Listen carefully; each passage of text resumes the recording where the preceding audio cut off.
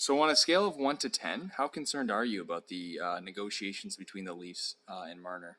Probably about a 2 to be honest, because I just don't think that Marner will sign the offer sheet just because it's like I think he loves it in Toronto and I think he likes being with that whole group and that team. And I just don't think that he'll give that up because of money. Right, and also because of the fact that he is from Markham, certainly is also a factor in these negotiations. So it was reported today, it was Brian Burke on Sportsnet, I believe, who said that Marner reportedly turned down what was an 8-year deal at about $10 million per season. Do you think that's a fair offer in your mind?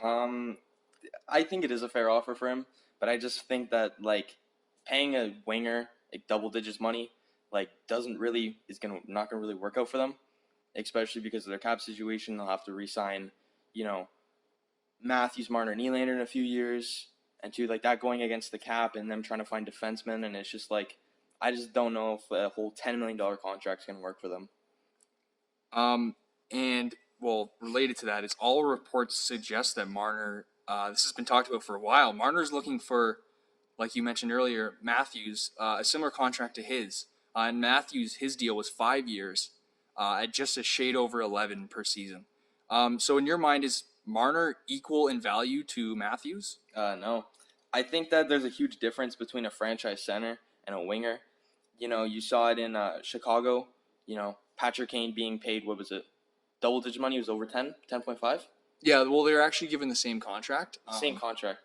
But Kane was a far better producer as a winger than Taves as a center. Well, I just don't think Marner is like $11.6 million, ready yet. Like he did break, what is it, 90 something points this season? He was around 90. 90 points. The whole kind of, center compared to winger is like a huge thing. It was like the line in Matthews thing too. Who should be paid more, who's the better player. I think Matthews is the better player all around than Marner. Right, and there's also another factor would be Matthews and his incredible goal scoring ability. He leads the league in 5-on-5 goals, and so I think that's why you pay Austin Matthews that big money. And Mitch Marner's still going to get paid. Like he's still going to get quite a lot of money, and for the rest of his life, especially for a guy from Toronto playing for the Leafs, if he does finish his career or play here for a while. And so now, with the current situation, we're recording this on June 24th. And he claims that he's going to start speaking to other NHL teams, which opens June 26th. So RFAs can speak to other teams they're not sort of under contract with, or haven't been, rather, last season.